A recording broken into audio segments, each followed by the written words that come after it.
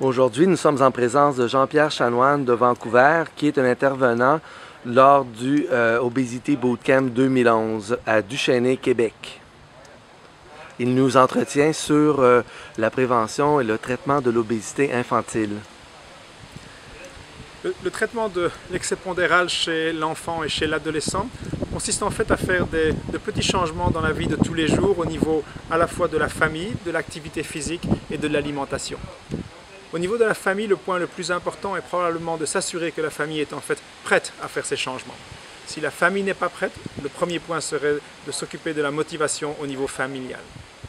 Le second point est de s'assurer que la famille est constamment incluse dans tous les changements et dans toutes les recommandations au niveau familial. L'enfant seul ne peut pas être tenu pour responsable de suivre et de faire son propre traitement.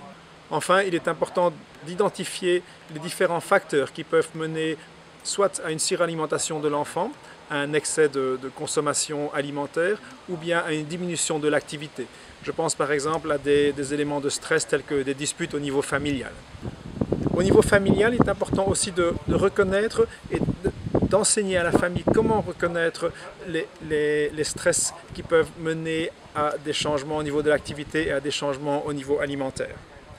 Il faut s'assurer que la famille puisse prendre les repas ensemble.